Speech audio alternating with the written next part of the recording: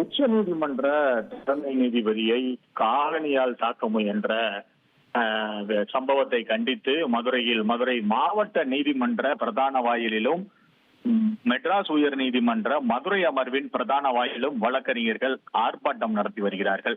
மதுரை மாவட்ட நீதிமன்றத்தில் நடைபெறும் ஆர்ப்பாட்டத்திற்கு மதுரை வழக்கறிஞர்கள் சங்க தலைவர் பாஸ்கரன், மதுரை வழக்கறிஞர்கள் சங்க செயலாளர் மோகன்குமார் ஆகியோர் தலைமை வகித்து அந்த ஆர்ப்பாட்டத்தை நடத்தி வைத்தனர். அந்த ஆர்ப்பாட்டத்தில் வழக்கறிஞர்கள் உச்ச நீதிமன்ற தலைமை நீதிபதியை தானியால் தாக்க முயன்ற சம்பவத்திற்கு காரணமானவரை கைது செய்து அவர் மீது நடவடிக்கை எடுத்து வருகிறார்கள். இருந்தாலும் இது போன்ற சம்பவங்கள் இனிமேல் நடைபெறா வண்ணம் பார்க்க வேண்டும் என்ற பதாதைகள் ஏந்தியவாறும் கோஷங்கள் எழுப்பியவாறும் இந்த ஆர்ப்பாட்டத்தில் ஈடுபட்டிருக்கிறார்கள். மேலும் அதே போல மெட்ராஸ் உயர் நீதிமன்ற மதுரை கிளை பிரதான வாயிலிலும் வழக்கறிஞர்கள் ஆர்ப்பாட்டத்தில் ஈடுபட்டிருக்கிறார்கள்.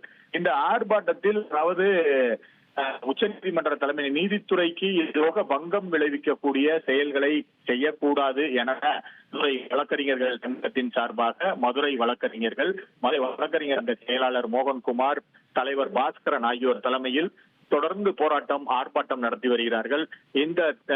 இது போன்ற நிகழ்ச்சிகள் இனிமேல் நடைபெறாமல் தவிர்க்க வேண்டும் என்ற கோஷங்களை எழுப்பி இந்த ஆர்ப்பாட்டமானது நடைபெற்று வருகிறது.